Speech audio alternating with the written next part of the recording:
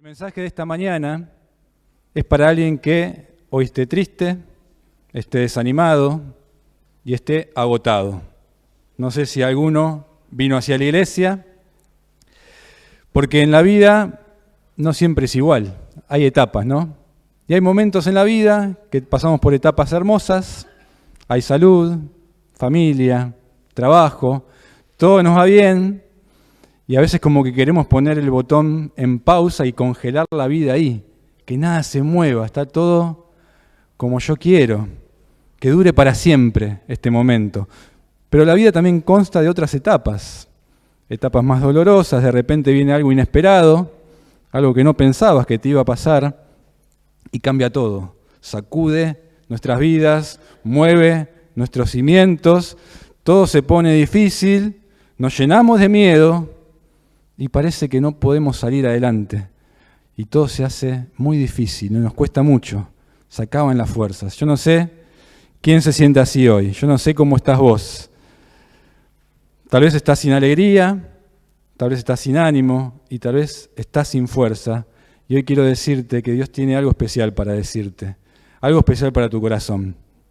Vamos a la palabra de Dios, abrimos la Biblia, está en pantalla, pero si quieren seguirlo con otra versión, pueden abrir sus Biblias en Primera de Reyes, capítulo 19. Vamos a hablar de la vida y el legado de Elías. Hace unos meses habíamos hablado del legado de Eliseo. Bueno, hoy vamos a hablar de su maestro, de Elías. Y el título dijimos de la cueva al fuego. Y Primera de Reyes, capítulo 19. Versículo 2, vamos directamente ahí. Y vamos a ir despacito viendo cada parte de este pasaje que tiene mucha enseñanza para nosotros. Dice, y arranca con un nombre, Jezabel. Y Jezabel era la reina de ese momento, la reina, no una reina de un pueblo pagano, la reina del pueblo de Dios, de Israel. Y esta Jezabel, que nos cuenta la Biblia, que es una de las figuras más infames y más malvadas de toda la Biblia, que mataba profetas de Dios, que introdujo en el pueblo el culto y la adoración a falsos dioses cananeos como Baal, Aserá. Esta Jezabel es la que menciona este primer versículo. Y dice, Jezabel mandó a un mensajero a decirle a Elías, te voy a matar, como tú hiciste con los profetas de Baal. Si mañana a esta hora, dice esta malvada reina, no estás muerto, que los dioses me maten a mí. De pronto llega a la vida de Elías un mensaje, un mensajero, que lo asusta. Un mensaje que jamás querés escuchar. Un chequeo médico que te sale mal. Una noticia que no esperás. Te llega una carta y un telegrama de despido. Algo que te mueve la vida. Me voy de casa. Una relación que se rompe. Un llamado para avisarte que hubo un accidente. Entraron a robar a tu hogar. Un ser querido, un amigo, falleció. Algo que pasa de pronto, cuando estamos en esa etapa de la vida que nos iba bien, que nos sacude. Dice que cuando Elías supo esto, lo que le trajo este mensajero, esa noticia que no esperaba, se asustó tanto que huyó. Se escapó. En otro momento no hubiera escapado Elías, la hubiera enfrentado a Jezabel. Pero eran tiempos de muchísima tensión, eran tiempos de muchísima angustia, de frustraciones, de depresión, momentos tensos, de desánimo, de tristeza y también de agotamiento físico del profeta. Y esto hizo que tenga las defensas bajas y huyó, se escapó. Y dice el versículo 4, y anduvo por un día en el desierto, después se sentó debajo de un arbusto y estaba tan triste. Estamos hablando del profeta de Dios, uno de los profetas más importantes del Antiguo Testamento, el maestro de Eliseo. Estaba tan triste, Elías, el profeta de Dios, que se quería morir. Y es más, le decía a Dios, ya no aguanto más. Quítame la vida, porque yo no soy mejor que nadie, que mis antepasados. Quítame la vida. Ese nivel de tristeza tenía Elías. Está muy triste, profundamente triste. La semana anterior Seba mencionó esta chiquita, esta jovencita Noelia, que rogaba por eutanasia, rogaba que le quiten la vida, que no aguantaba más, una profunda depresión a causa de algo inesperado que apareció en la vida de esta chiquita, una agresión brutal que le arruinó la vida. Y gritaba y clamaba a gritos, quítenme la vida, como el profeta, quítenme la vida. Por favor, suplicaba, no quiero vivir más. Así estaba el profeta. Se acuesta debajo de un arbusto, versículo 5, y se queda dormido, agotado, de escapar, de huir, de tensiones. Y acá viene algo maravilloso. Mientras estaba dormido, al rato, dice la palabra de Dios, un ángel lo tocó y le dijo, levántate y come. Elías miró y encontró cerca de su cabeza un pan recién horneado y una jarra de agua. Ahora yo imagino, ¿no?, la situación, qué reconfortante habrá sido para Elías. ¿Te imaginas? Ponete en el lugar de estás bajoneado, estás triste, no te podés levantar de la cama, porque estás deprimido y de repente alguien que te ama te acaricia, te toca, te acaricia, te dice levantate, te prepara el desayuno, te lo trae a la cama. Eso fue lo que le pasó a Elías. Un pan recién cocido sobre las brasas le prepararon. ¿Y sabés quién se lo preparó? El mismo que preparó ese desayuno tan especial y con tanto amor a orillas del mar de Galilea, cuando unos discípulos estaban tristes, deprimidos, igual que Elías, porque su maestro había sido crucificado y no tenían esperanza. Fue el mismo Señor quien consoló a Elías, quien le prepara este desayuno tan especial, lo alimenta y lo consuela. Y ese es el cuidado que tiene el Señor de los suyos. Con ese amor te cuida Dios. Versículo 7. Dice, así que comió, bebió y se acostó de nuevo. Todavía le seguía tirando la cama.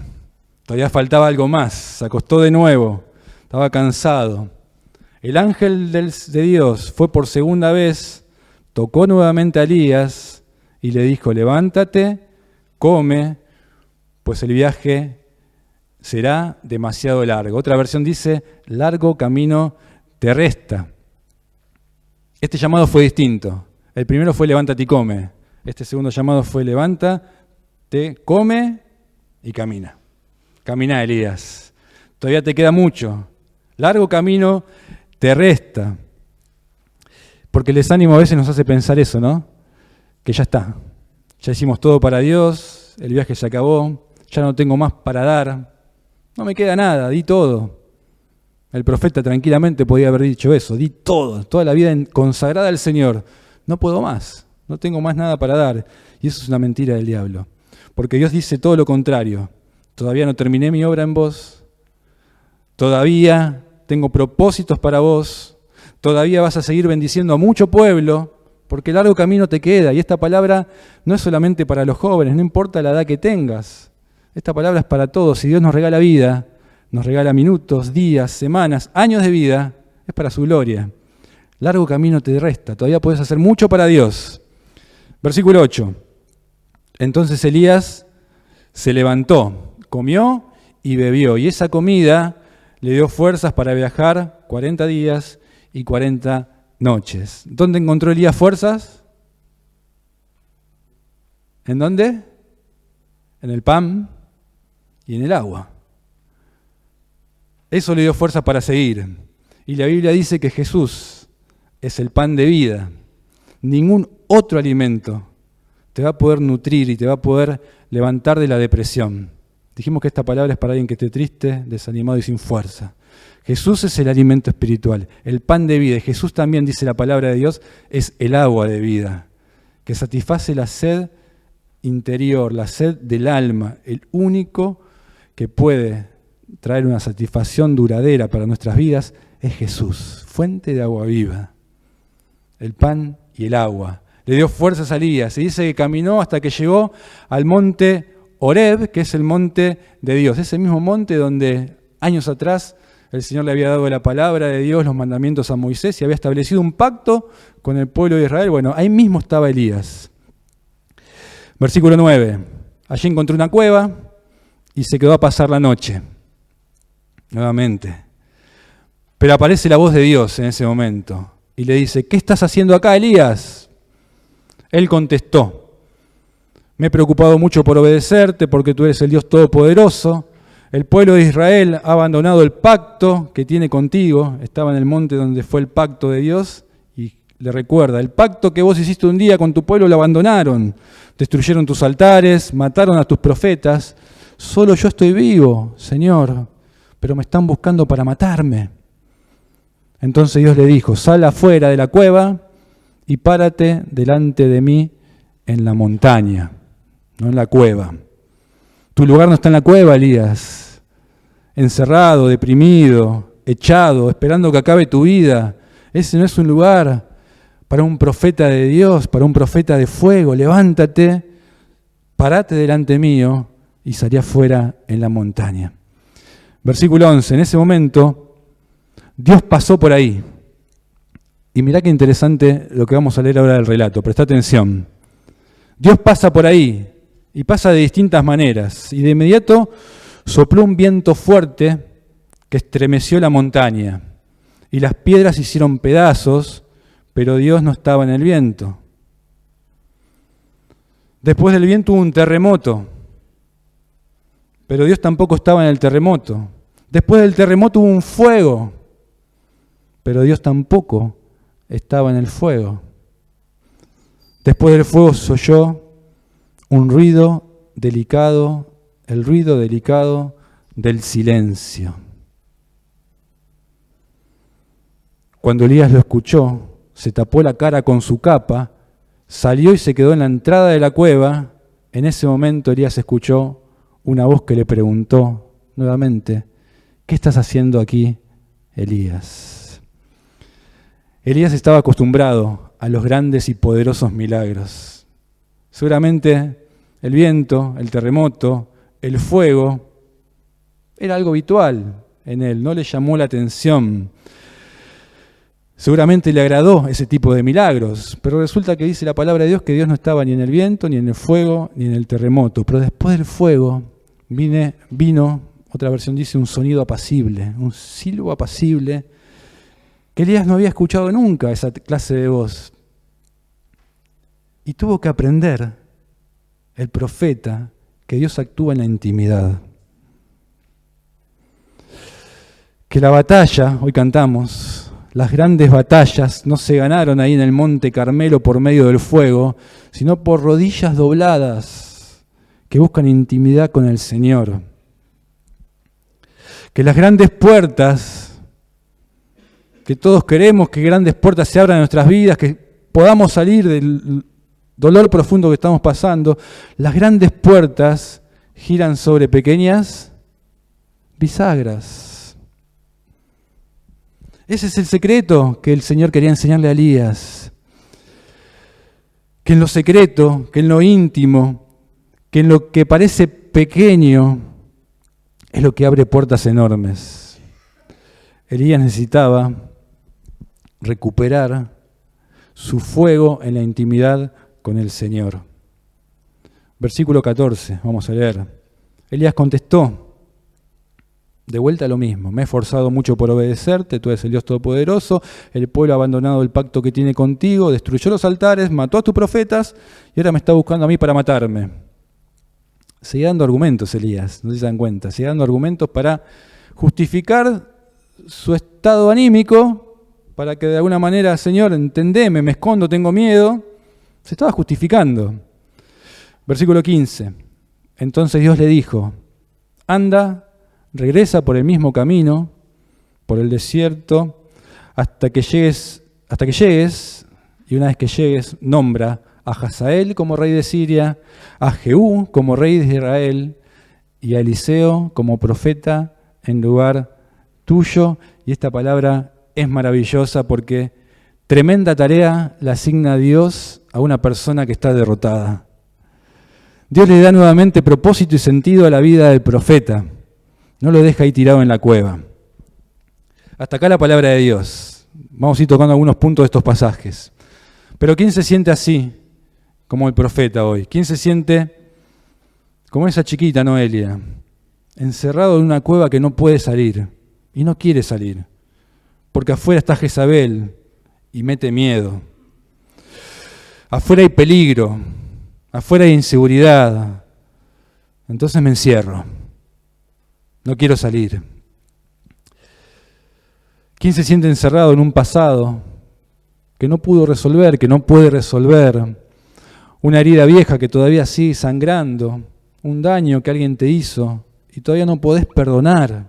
Estás encerrado en esa cueva de la falta de perdón, o encerrado en un presente que duele, que ves que no cambia, que ves que es un caos la familia, que ves que hay conflictos, que estás con un hábito o un pecado que lo normalizaste y te está trayendo daño a tu vida, un presente que a nadie le gusta, pero estás encerrado y no sabes cómo salir de eso. O estás encerrado en un futuro que te da miedo, un futuro oscuro, un futuro que no querés que llegue, que temés que llegue, entonces me escondo y me encierro. ¿Quién siente que una situación o que alguna persona o un grupo de personas les robó la esperanza? ¿Quién se siente así, deprimido y triste? ¿Te identificás con Elías? Elías, el nombre de Elías significa Jehová es mi Dios es Jehová. Y ese nombre refleja la misión que él tuvo durante toda su vida, que fue defender el culto y la adoración al único Dios verdadero. Elías era un profeta que luchaba en contra de falsos dioses, pero ahora estaba con miedo. Elías, por ejemplo, desafió, ¿se acuerdan?, a 450 profetas de Baal. 450 contra él solo. Miren el coraje que tenía el profeta. Y los desafió y le dije, bueno, pruébenme si los dioses de ustedes son más poderosos, vamos a poner un altar ahí, a ver que Dios puede encender el fuego. Los dioses de los falsos profetas no pudieron hacer nada, a pesar de los rituales y los ritos que hacían, estos 450, nada. No se movió nada del altar. Entonces Elías dice la palabra que agarra, empapa todo el altar con agua, y de repente ora al Señor y fuego del cielo cae y consume todo el sacrificio y el agua. Y ahora, para dimensionar esto, porque lo leemos y lo contamos en las clases a los chicos, que Dios mandó fuego, pero no solamente fue una prueba para decir, bueno, mojo el altar y vas a ver que aún para mostrar que Dios es más poderoso, incluso con el altar mojado puede traer fuego. No, también fue una demostración de entrega de Elías, porque vos recordá que hacía 3 años y medio que no llovía. 3 años y medio sin llover. Imagínate que pasa 1 mes, 2 meses sin llover y ya los campos hay sequía. 3 años y medio sin llover. Y en medio de esa sequía, de esa falta de agua, Elías agarra y tira agua al altar. Y yo me imagino ahí la gente gritando, ¿qué haces, loco? No derroches el agua, estás demente. 3 años y medio sin llover y la poquita agua la tirás ahí. Pero Elías no, siguió y dio lo más preciado que tenía en ese momento, que era el agua. La entregó en el altar de Dios. ¡Pará, loco, con el agua!, le gritaban. No me importa, lo más preciado que tengo es para Dios. No importa las voces que escucho del mundo, yo le doy lo mejor a Dios. ¿Deseas lluvia en tu vida? Dios, cambia mi sequía, que florezca este desierto que hay en mi hogar. Señor, se están marchitando todos mis sueños y proyectos. Mandá lluvia, Señor, y oramos por lluvia. Pero ¿qué estás dispuesto a dar? ¿Qué estás dispuesto a darle al Señor? Porque pedir todo estamos dispuestos a pedir.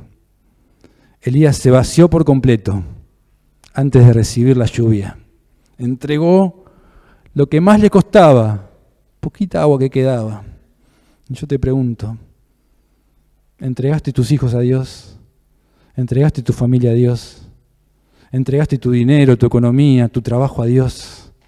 ¿Entregaste tu tiempo y toda tu vida al Señor? Lo más preciado que tenés, ¿se lo rendiste a Él? Porque a veces lo que más queremos, lo que más valoramos, lo escondemos en la cueva. Lo escondemos porque es tan valioso para mí que lo quiero guardar y lo quiero esconder, tengo miedo de perderlo. No se lo entrego a nadie, lo escondo. Como esa persona que escondió el único talento que tenía por miedo a perderlo, pero Dios se lo reclamó. No esperes lluvia si primero no estás dispuesto a soltar el agua.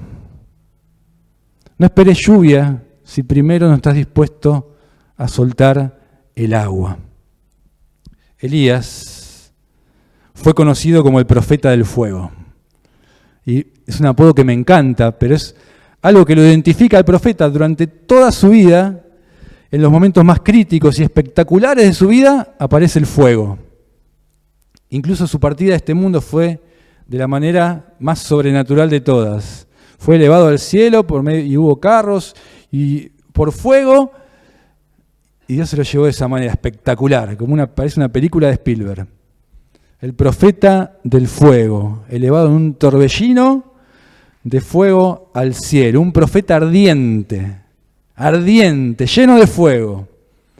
Pero acá está lo interesante, que también fue una persona como vos y como yo, un ser humano igual que nosotros, que tenía los mismos conflictos, las mismas luchas, y luchaba con las mismas situaciones que luchás vos y yo. Y en un momento de su vida, hablamos al principio de etapas, en un momento de su vida, en una etapa de su vida, el desánimo casi lo vence. Estuvo a esto de ser derrotado. Casi lo vence el desánimo. Dios, ya no aguanto más. Quítame la vida, Señor. Déjame morir en esta cueva. No quiero salir más de esta cueva. Hoy los psicólogos, estoy mirando por allá, lo llamarían el síndrome de la cueva, ¿no? El síndrome de la caverna. Hay tanto miedo afuera, tanto miedo por lo que me espera afuera, está Jezabel ahí afuera, que no salgo, me encierro en mi cueva. Y yo pensaba, qué contraste, ¿no es cierto? Qué contraste aparentemente en Elías, el hombre que cerró los cielos, que desafió a Baal, el supuesto dios de la lluvia, que luchó contra reyes, contra reina, ahora está sin fuerzas y derrotado en una cueva. Elías, el hombre que realizó la primera resurrección en toda la Biblia, cuando un niño hace que vuelva el alma a un niño que estaba muerto. La primera resurrección hizo este profeta. Ahora no tiene fuerzas para luchar por su propia vida. Miren lo que produce el desánimo. Elías, el que hizo descender fuego del cielo, en el monte Carmelo, como dijimos, ahora se está apagando, está sin chispa. Dejó de arder. Está deseando morir y ser cenizas, ya no más fuego. El hombre Elías que oró 7 veces hasta que una pequeña nube, imagínense del tamaño de una mano, trajo una gran lluvia sobre la tierra, ahora está deprimido y sin esperanza. Este mismo hombre que fue y tuvo provisión de la manera más extraordinaria que puede tener una persona, unos cuervos en contra de la naturaleza le traían comida y carne y pan 2 veces al día y lo alimentaban, ahora se siente desprovisto y desprotegido, sin salida. Elías también fue el hombre de la carrera sobrenatural, ¿recuerdan esa historia? A pie, corriendo, le gana. ¿Quién sale a correr por las mañanas? ¿Nadie? Bueno, Elías, falta deporte acá, tienen que hacer más deporte. Elías le ganó corriendo al caballo del rey. Hizo una carrera y le ganó. Con el poder de Dios pudo correr más fuerte que un caballo. Este mismo Elías que corrió tan rápido ahora está quieto, paralizado, sin querer caminar y sin querer avanzar. Qué contraste, ¿no es cierto? Qué contraste. Elías hizo mucho para Dios, y quiero que pensemos en esto, hizo mucho para Dios. Muchísimo, muchísimo más que todos nosotros juntos.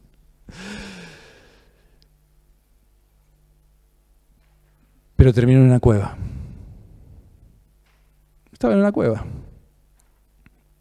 Y de acá podemos sacar una enseñanza, que el desánimo no respeta currículum espiritual. No respeta currículum espiritual. Pudiste haber tenido una gran victoria ayer y hoy estar en una cueva. Le pasó a Elías, ¿cómo no me va a pasar a mí? ¿Cómo no te va a pasar a vos? Y la cueva no es solamente un lugar geográfico, la cueva es un estado espiritual, es un estado anímico y emocional profundo. La cueva representa ese refugio falso, ese falso refugio, donde nos escondemos cuando el agotamiento vence la fe. Es ese lugar donde el miedo es más fuerte que la promesa. Hoy Fer nos hizo repetir un montón de promesas de Dios, que las sabemos, pero en algún momento cuando el miedo supera a esas promesas, nos escondo. La cueva representa 4 cosas. Número 1, representa, y lo dijimos, el refugio del agotamiento. Es el lugar cuando ya está, el límite a la fuerza humana, el límite a la lucha, el ya está, no puedo más. Cuando tu mente llega a un límite y vos decís, estoy agotado, no puedo más. La cueva es ese lugar donde nos escondemos, nos encerramos porque no tenemos más nada para luchar, más nada de qué agarrarnos. Estoy agotado.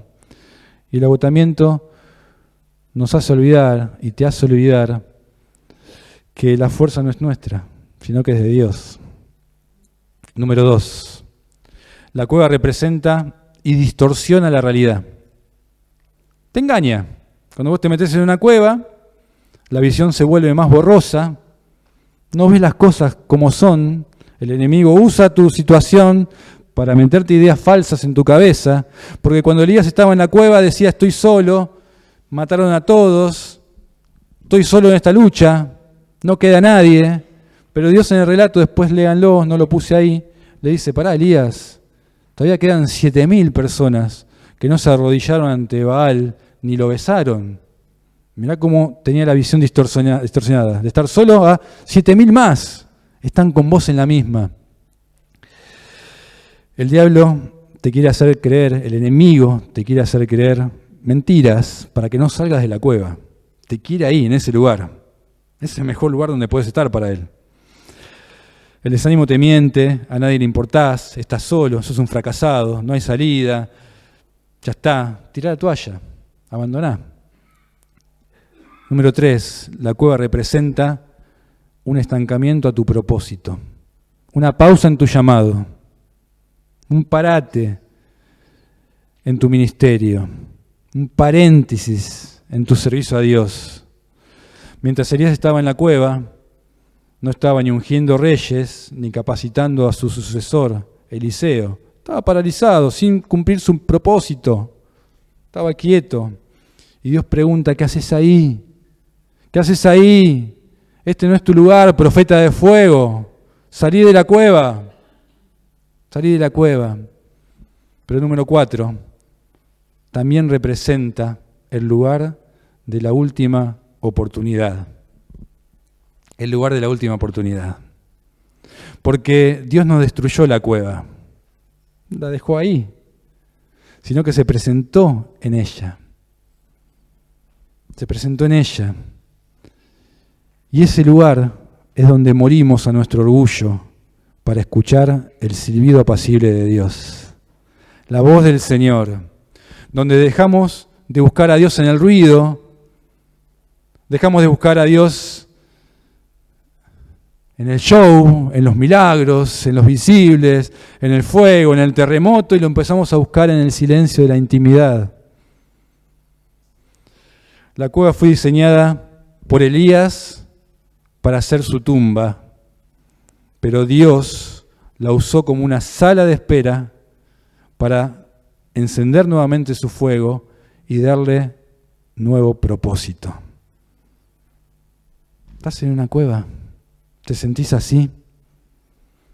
Puede ser el lugar de la última oportunidad. Dios quiere hacer algo en tu vida. Las pruebas te encerraron en la cueva. Lo que parece tu tumba, hoy puede ser un nuevo comienzo y Dios darte un nuevo propósito. La pregunta que Dios le hace a Elías, ¿qué haces aquí? No es porque Dios no sabía todo lo que pasaba, sino para que Elías confronte su estado. ¿Qué haces acá? Para que Él confronte, para que Él se examine, para que te examines. Porque el desánimo te saca del campo de batalla, te hace a un lado, te saca del propósito y te encierra en tus propios pensamientos. Y el primer paso para poder salir es responderle a Dios. ¿Qué haces aquí? Responderle a Dios. Soltá la queja. Elías se quejaba. Me persiguen, me mataron, papá. Soltá la queja. Responder a Dios, soltá la queja y reconocer que estás escondido. Si no, no vas a salir. Si no reconocemos, no vamos a salir nunca. Es necesario, mis hermanos, como dijimos, el encuentro con ese sonido apacible. No es el ruido,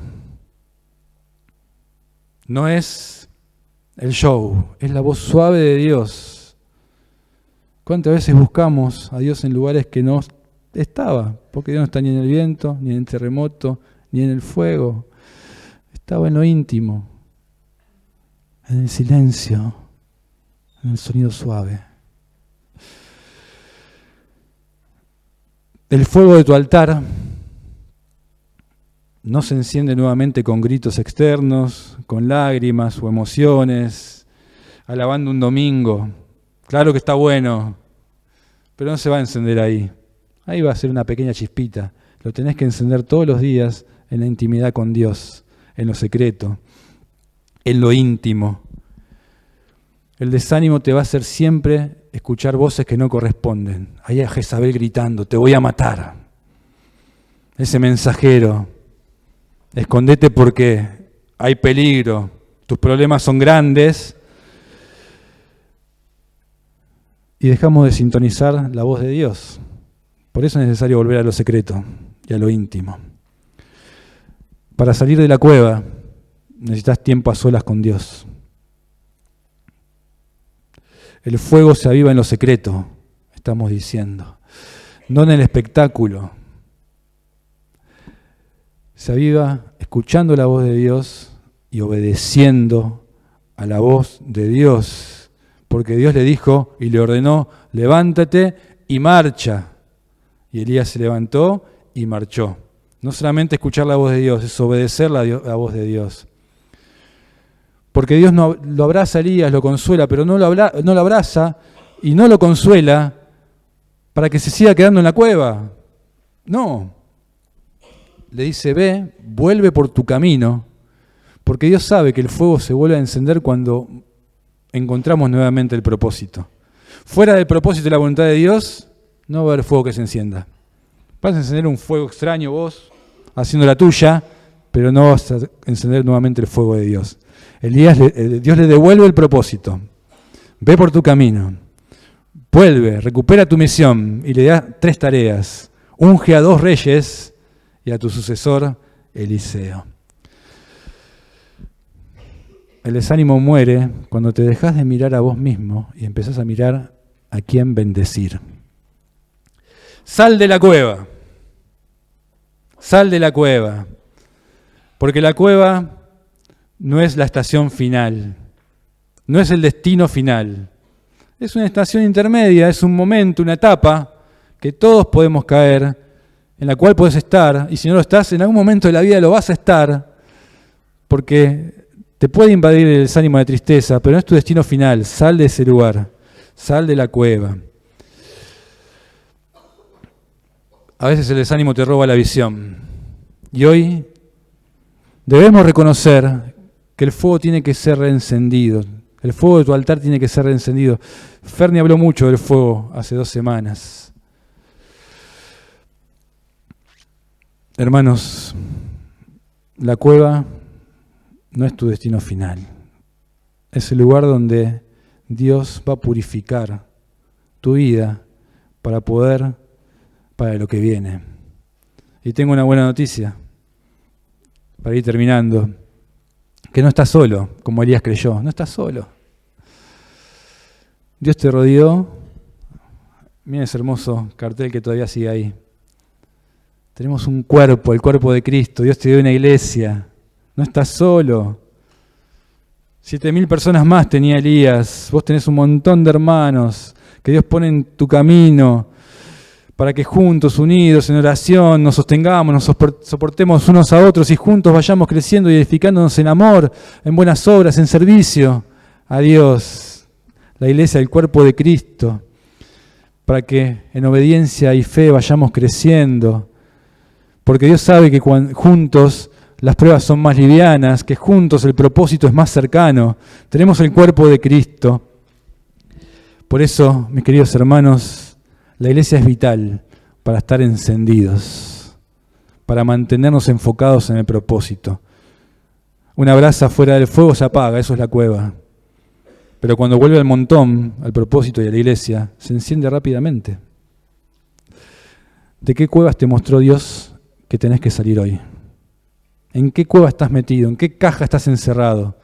¿En qué prisión te metiste vos, solito? ¿De dónde tenés que salir para recuperar tu llamado y tu enfoque? Dios te pregunta, ¿qué haces ahí? ¿Qué haces ahí, Elías? Y miren qué lindo, porque Dios no le pregunta a Elías, ¿por qué tenés miedo? ¿Por qué estás desanimado? ¿Por qué estás triste? ¿Por qué estás sin fuerza? Ni siquiera por qué estás agotado. No le pregunta eso, le pregunta, ¿qué haces en la cueva? ¿Qué haces ahí? Porque el problema no son las emociones que van a venir. El problema es qué haces cuando viene la emoción. El problema es la cueva, en donde te encerrás cuando te viene una emoción o cuando te pasó algo feo que te causa tristeza o desánimo. El problema no son las emociones. El fuego se apaga en la cueva, no en una emoción. Lo que enfría tu llamado es donde te metes cuando estás triste, no la tristeza. Lo que congela tu propósito es el falso refugio que construís cuando no tenés valor o tenés miedo de enfrentar las cosas. Es eso, es la cueva, no es la emoción.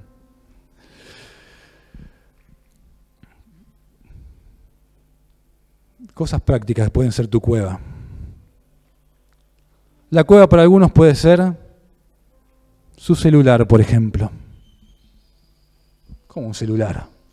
Claro que sí. Donde te apagás por horas, donde estás recibiendo estímulo barato,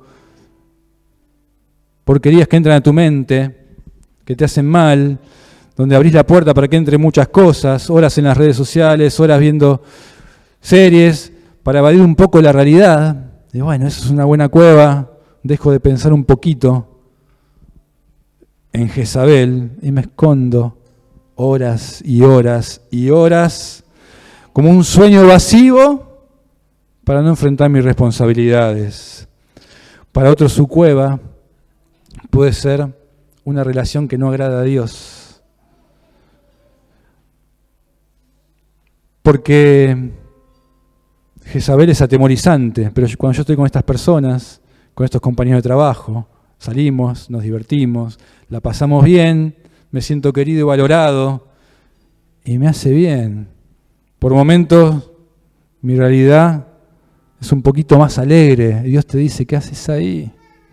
Dejá esas relaciones, te hacen mal, parecen buenas, pero si no te conducen a Dios, enfrían tu llamado, son cuevas dañinas que te estancan y estancan tu propósito, salir de ahí. Para otros, cuando viene la tristeza y el dolor, enseguida vuelven a las adicciones. Su cueva puede ser una adicción, un vicio, drogas, la pornografía. Cuevas dañinas, que son más peligrosas tal vez. El alcohol, que necesitas con valor y humildad pedir ayuda a alguien espiritual que te acompañe y te ayude. Son difíciles de salir. Está Dios de tu lado y no estás solo. Salí de ahí, ese no es el lugar que yo pensé para vos, dice el Señor. Deja todo eso. Para otros su cueva puede ser lo material, el trabajo. Me va bien, trabajo, necesito más, voy progresando, soy reconocido, soy admirado, estoy seguro en las riquezas, sin importar que hayan ocupado el lugar de Dios y que Dios esté en un segundo plano. Salí de ahí, esa cueva te va a hacer mal. No es lo que pensé para vos. Cerrá tus ojos, mis hermanos. Hoy el llamado es pasar de la cueva al fuego. Es reencender tu pasión de ser un profeta de fuego. Decirle a Dios, Señor, quiero ser un profeta de fuego. Un cristiano ardiente, un cristiano lleno de entusiasmo por servirte, Señor, lleno de fuego del Espíritu Santo, que quema todos los ídolos y adora únicamente a vos, al Dios verdadero. Señor, quiero ser esa clase de cristiano. ¿Cómo lo hago? Te preguntarás, o te estarás preguntando, ¿quién no quiere serlo? ¿Cómo lo hago? ¿Cómo paso de la cueva al fuego? Bueno, con las dos enseñanzas que aprendimos hoy de la vida de Elías.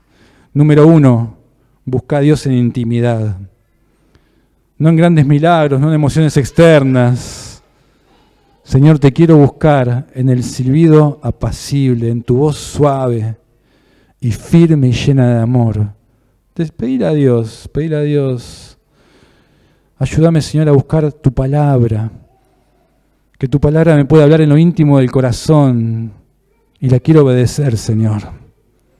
Comprometete con Dios al leer más la Biblia en la semana, que la palabra de Dios te guíe, deja que te guíe a Cristo que dijimos que es el pan de vida y el agua de vida.